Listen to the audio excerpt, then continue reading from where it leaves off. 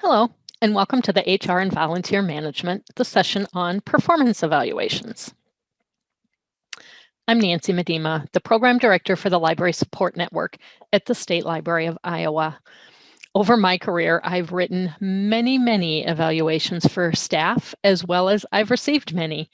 Hopefully, by the time we're done today, I can give you a good overview of the process and help make them a little bit less stressful for you by the end of this session. This session is designed to give you basic information on the importance of and how to write a good performance evaluation for your employees. There is another webinar you can watch for CE credit on evaluations to give you just a little bit more guidance.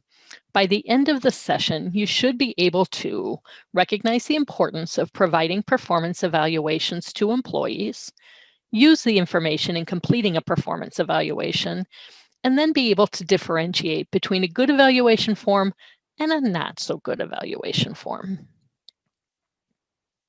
Being the person responsible for doing staff performance evaluations is a big responsibility, and it's a time-consuming process. But the final result is worth the time and effort you put in. You want a staff that's motivated to work on what you need to have them accomplish and succeeds in meeting the goals you've mutually agreed to. We have several books at the State Library that can help you with the process that are specifically for library personnel. A lot of what you find in public libraries are just for general evaluations. Give us a call or put in an interlibrary loan if you want some additional assistance. There is almost always a connection to the standards, so let's take a look at the ones that apply to evaluating staff. Standard number 22 recommends that the library director is evaluated by the board every year. Since it's a Tier 1 standard, this makes it necessary for receiving funding from the state library.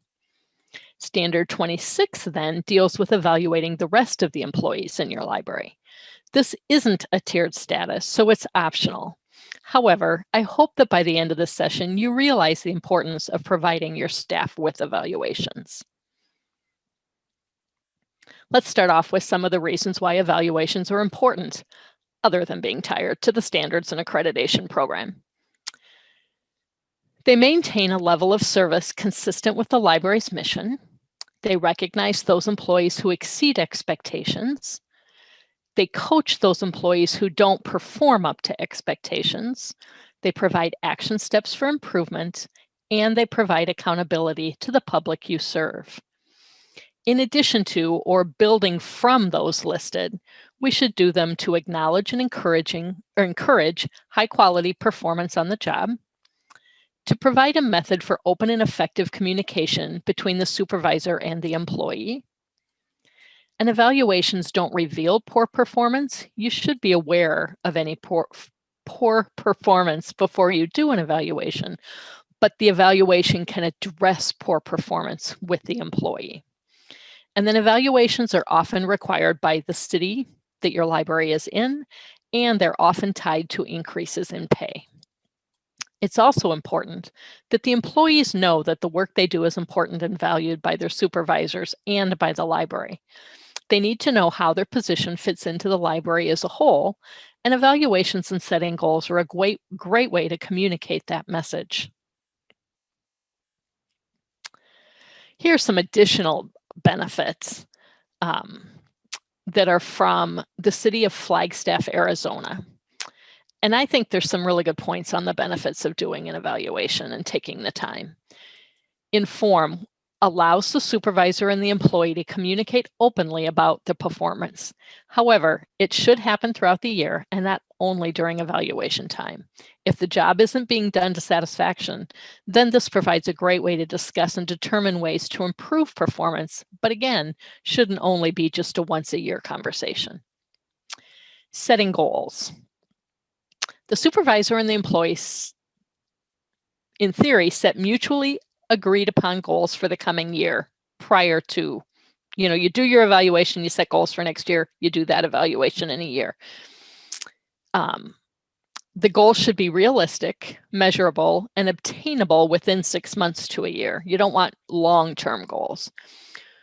We talk about this, we'll talk about this a bit more later, Develop. The supervisor and the employee identify actions that can be taken to enhance development and performance of the employee. And then evaluate is evaluate the results based on previously established goals and the performance standards, which provide a basis and documentation for transfer, promotion, reassignments, or disciplinary action. And then provide standards for the decisions based on merit increases. So each of our staff members or volunteers, because these can be used for volunteers too, want to be successful in what they do at the library. I really believe that by writing goals and doing evaluations, it helps them to know and understand what the expectations are for them each year. They can change each year as programs shift and your mission shifts. It provides a picture of what success should look like, and it makes it easier for them to follow through and be successful. Evaluations also provide an opportunity for them to request and make a case for any additional training or tools they think they might need in order to be successful. And as I said before, it's important for them to know how their job fits into the overall success of the library, that they are just as important in the library's success as any other staff person, no matter what their position is. So what's included in an evaluation? Typically, these topics are included. The quality of work, which measures the accuracy, thoroughness, and the competence of the staff person.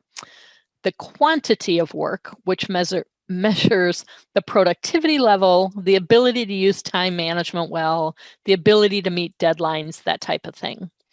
Job knowledge shows their skill level and their understanding of the work required.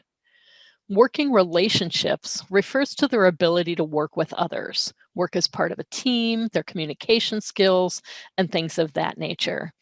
It can look at how they provide customer service to patrons and colleagues. Achievements should be mentioned, especially if they've done something extraordinary or in addition to whatever their goals are, they went above and beyond. Managerial effectiveness is important if they supervise others, even volunteers. Other aspects can also be included in evaluations. So if you usually have a different aspect that you use, keep including it. If you don't currently have any of these, you might want to consider adding them to your evaluation form.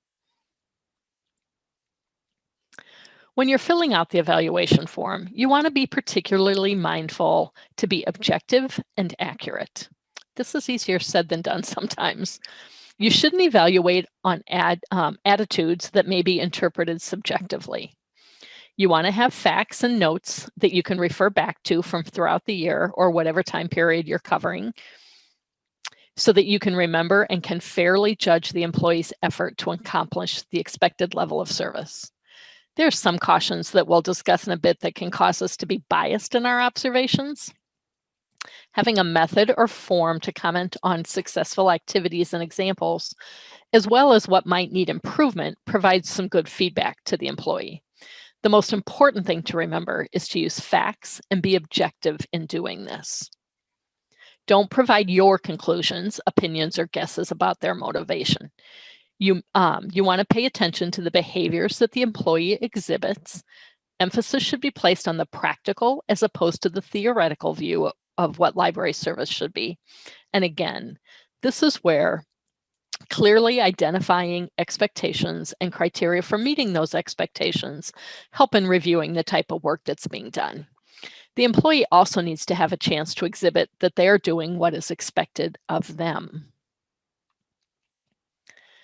Expectations stated as goals should be measurable and based on observable job performance behaviors. They describe the specific tasks the employee will do to achieve the library's goals and objectives. An effective method for writing measurable expectations is the SMART mnemonic, which stands for specific. The detail, you want to detail what needs to be done. Don't be vague or open to interpretation. Needs to be measurable. So you want to provide numeric targets to reach, amount or percentage of change, etc. A good example for someone who does programming is provide 8 programs for adults or something specific like that. It needs to be achievable, so the activity should be a stretch but still achievable. Use action verbs to describe it, such as create, build, develop, produce. It needs to be time-bound, so a period of time should be indicated that the goal needs to be completed by, such as the evaluation period, or 3 months, or by June 15th, that type of thing. I really like this quote, so wanted to share it. It puts the emphasis on the development focus of evaluations. The quote is, "Great leaders build trust and collaboration while focusing on developing people's capacities rather than focusing on their limitations." Wouldn't that be perfect if that's how we all viewed everything? So who gets evaluated and by whom? The director should be evaluated by the board, and the rest of the staff is evaluated by the director or other supervisory staff, depending on your size of library. If you have a large library, you might have many supervisors that do evaluations of particular staff. Having a consistent method of evaluating and training on the process so everyone on staff is evaluated equitably is key here. Everybody needs to know and use the same guidelines and form. Everyone on staff should get an evaluation at least once a year. And notice I said should. While it's not required, there are many benefits. Evaluations can certainly be done more often, especially if you're training on a new skill or having performance issues that you want to try to correct. Usually, with new hires, an evaluation is done after 6 months, the probationary period, and then annually after that. You don't want a situation where an employee is surprised by an evaluation that rates them poorly for performance issues that you haven't talked about at all. You don't want it to be that, oh my gosh, gotcha moment. So you want documentation and emails regarding issues to be kept, and you want to send them back up any conversations you have with emails, and then keep those in a file so that when you do evaluations, you've got those to refer to if you're having issues or even for good things. So what form should I use? There are all kinds of forms to use for evaluations, with some better than others. Check with your city first to see if they have a form used by other departments, or if they require that a specific form be used. That is what happens at the state. We all have to use the same form no matter what agency you work for. You can certainly tweak it to add in library-specific items if that helps make it a little bit more relevant. Otherwise, if you don't have one that's required, find one that can be customized to fit your library services. You can find many online, or ask another library if they have one that they like. I've used many different forms to evaluate or be evaluated, and so far the best I've worked with includes specific agreed upon goals to start out the process, including specific activities and criteria for success and any needed timelines. So ratings of exceeds expectations, meets expectations, or does not meet expectations, in my opinion, are a good way to state performance. In my experience, the forms I've used that have number ratings tend to be not as complete, or you end up with staff that just try to raise the total number over the course of their employment without really working on specific objectives. But that's just been my experience. You may have had success with it. So let's look at a couple of examples of evaluations used by libraries. This evaluation form is from the Fort Madison Public Library. I like that the form is adaptable for the various positions within the library because you fill in the duty or responsibility from the job description while keeping the same form throughout. The duties for a children's librarian will be very different than the duties for a shelver.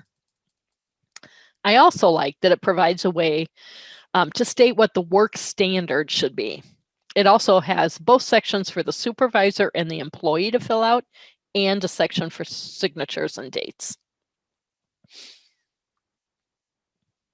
Here's a simple evaluation form from the George Public Library. It lays out various aspects of the job, which is good, but I wish there was room for comments. They could be easily attached if you want to follow this example. The comments give a better understanding of the overall performance. Here's one I found from the ARSOL listserv, the Association for Rural and Small Libraries listserv, that I think nicely outlines the qualities being evaluated. And I like that there's room for comments. I think that's important. I also like that each category is rated individually, but there's also an overall evaluation score, so that there's a big picture viewpoint that I think is important too. It's important to have the statement at the end that the employee's fun. By signing the evaluation, the employee isn't necessarily agreeing with the content, they're just stating that they've seen it and discussed it. Then it's signed by both the employee and the supervisor and dated. Here's a sample of what we use at the State Library. Seriously, this is my favorite form so far. This is a district LRT sample. So as you can see, we've outlined specific duties we want to concentrate on, giving specific action steps and the criteria that we're using to rate them. Also included is the timeline. Sometimes this can be shorter if for a specific training need or a specific project, or if we're trying to improve performance, you can say, we're going to do this again in 3 months, we're going to do this again in 6 months, and steadily seeing better performance. You can see a results section that the person filling out the evaluation would use to write their observations, comments, etc., and it expands as needed for each goal. One thing I really like about the form we use is that it provides a space to make additional comments. I tend to use this part to outline and comment on things that happened outside the identified goals. If the employee went above and beyond, I can make note of it here. It also provides space for the employee to comment. What I usually do is attach their self-evaluation form, which we'll talk about soon. And then it has a space for signatures and dates. I think it's a good start for a director's. This is a nice example of a good start for a director's evaluation. These are good questions to ask that get the board thinking about what they really want the director to accomplish during the year. And again, it should be based on the job description. And especially in small libraries, there are many jobs involved for a library director. So different types of evaluations. There's a variety of processes used for evaluations. Here's just a few other than the typical supervisor doing the entire process. 360 evaluations are where multiple people provide feedback on the employee's performance. Some benefits of these types of evaluations are that they help prevent the perception of bias in a supervisor or subordinate. Coworkers are in the best position sometimes to observe long-term performance since they work with that employee the most. Multiple raters provide input which ensures fairness and accuracy. It requires staff to participate in organizational processes, which can improve morale because everybody feels like they're being heard. It can lead to fear in staff when rating a supervisor or a director. So if everybody's using this, if you're using it for all positions, there can be that hesitancy. Confidentiality would be mandatory. And for directors, it provides an opportunity not only for board to evaluate them, but to get feedback from the staff and even from patrons. Peer evaluations, on the other hand, are getting information from coworkers only. These can be touchy, but do provide some good feedback on situations where the supervisor isn't around on a regular basis to witness interactions, teamwork, customer service, that type of thing. Another good way to get this type of information is to solicit spontaneous comments throughout the year and hold on to them to review when it's time to do the evaluation. I tend to keep a folder of comments received from librarians or coworkers, and I find it really helpful because you forget. A lot happens in a year. Oops, sorry. Hit the wrong thing there. Let's see. The next kind is team evaluations, and this really would probably only be in bigger libraries where you tend to have a circulation team or a reference team or a use services team. So team evaluations are similar to peer evaluations by soliciting feedback from other team members when your library works mostly in teams to accomplish its goals. This is becoming more popular as more groups collaborate to fulfill priorities. And then let's take a closer look at self-evaluations. Having an employee fill out a self-evaluation is helpful for the process and assists the supervisor to get a good idea of their accomplishments that might be outside their specific goals. It works best if you give them a form or a template to fill out as opposed to just having them write something down. The one that the state library uses is shown here. I really like the questions it asks because it requires that the employee give some thought to what they've done, and it gives the supervisor insight to their understanding of what their job is and their commitment to the library overall. Self-evaluations also provide the employee a chance to toot their own horn, which I think is really helpful in doing the actual evaluation.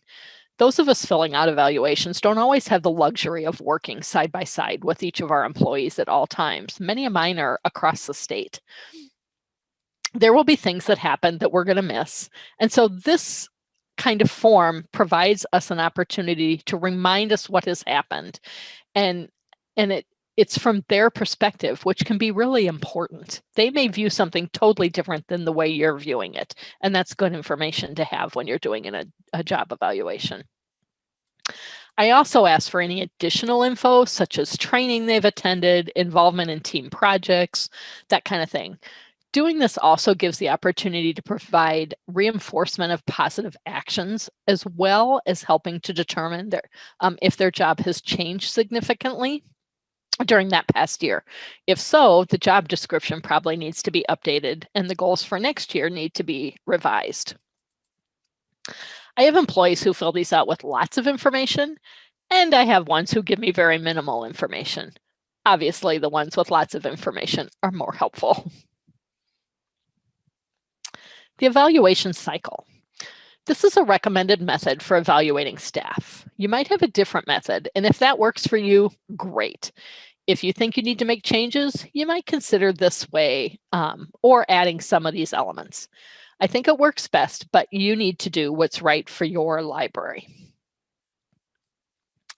Start with a performance plan or goals. We've talked about that already, which include the specific activities or duties needed to complete specific jobs. Again, it will change by position.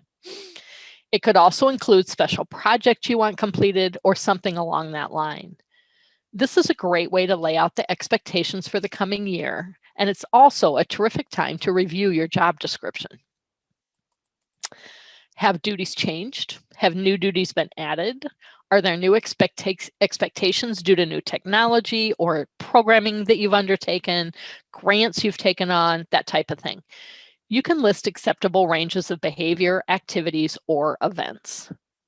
Go over the plan with the employee so that everyone understands what's expected and are on the same page. Talk about those mutually agreed upon goals. That mutually agreed upon is important. They may have ideas that actually might make it a better goal. This makes it really a lot easier to initiate a conversation about where improvements needed, if it is, and to point out specific examples that demonstrate that the improvement that's being sought. It helps identify what you're really looking for. We also have the employee sign off on the goals, which is helpful if they don't accomplish them. They can't say they didn't know about it, they were never told, that kind of thing. If it's the board having the discussion with the director, remember about the open meetings law and perhaps have a subcommittee of the board to deal with performance evaluations. Monitor progress throughout the year so that you can provide coaching or needed training to encourage or assist in making progress toward the goals and toward the employee being successful. Sometimes it's obvious that progress isn't happening, but not always. Coach employees who don't measure up to expectations. You need evaluations that point out specific examples of what has happened, but the annual evaluation shouldn't be the first time they're confronted with this information. Next steps might include a performance improvement plan with frequent check-in points to help develop skills or improve performance. The cycle ends with a performance evaluation to determine if expectations have been met or hopefully exceeded. Then you start the process all over again. Some considerations. Here's a couple of things to keep in mind regarding evaluations. Give the employee a copy of the evaluation so that they have an opportunity to read it through and process the information before you meet, especially if you wrote something in there that they're not necessarily going to love. You want to meet with them in a private setting or as private as you can make it. That's difficult sometimes in small libraries. You don't want to be overheard, especially if sensitive information is being shared, and you want to avoid interruptions if at all possible. Again, being as objective as possible is the goal, and each employee has their strengths and weaknesses. Focus on that employee only. Don't compare them to another employee. That's not fair. It is possible that the library's priorities change during the course of the year. Make sure you mention that in the evaluation and assess fairly. I've had technologies that changed mid-course or we dropped a project, so I make sure to mention that so it doesn't look like the employee just dropped the ball. That's not fair to them when it was a decision made by the library. Evaluations can and should be used for the discipline process, but you need to make sure that they're objective and accurate portrayals of what was actually done. If you give someone a glowing evaluation and then try to discipline them for work not completed or not done well, you'll have a bigger problem on your hands. It's critical that the substandard work performance be carefully documented and the employee is provided with a fair opportunity to correct mistakes or deficiencies before discipline's introduced. We focused on how to correct negative issues, so make sure you recognize good behavior too. Some rating cautions. Here's some things to keep in mind when completing the evaluation. Past influence is something the employee did, either positive or negative, that influences the entire year's results. These are easily fallen into, all of these different rating cautions. Recent events is when a good or bad event that recently happened that then influences or overshadows events from the rest of the year. This could be something good or it could be something bad. Compatibility. People relate better to and may be inclined to rate higher people that they feel are more like them or with whom they identify. Attribution occurs when the supervisor presumes to know the cause, either internal or external, of the employee's good or bad behavior and takes it into account when rating the person. Be careful of this. Few observations is when you have having too little data can prevent you from being as objective as you strive to be. Again, the importance of keeping notes throughout the year. Generalizations. You don't want to lump people together. Not all your employees do a great job. There are differences. Historical. An employee who has always received high ratings, so they should still be getting them. The longer people work together, the less likely the rating will be an accurate reflection of actual job performance. And an example of this is, I had a director once who, after reviewing several evaluations done by the supervisors, said that we needed to redo them. As not none of the employees deserved what we had given them. They were all long-term employees, and he made us realize that we had just gotten into the habit of raising their scores each year instead of being objective and realistic in the evaluations. It's an easy trap to fall into. So the guide to some common ratings. have some criteria that you refer to if you have several people who do evaluations on your staff. You want outstanding to mean the same to each person. Here's a good example of something to provide, just kind of a basic statement of what these are. So outstanding is your performance consistently and significantly exceeds whatever goals you've set. Superior is your performance often exceeds these goals. Not always, there may be something they didn't quite finish. A solid performer is consistently meets goals. The needs improvement is either they sometimes or often fails to meet whatever their goal is or deadlines. And not applicable, it doesn't apply based on the requirements of the position. Having that available for each person who does evaluations is really helpful.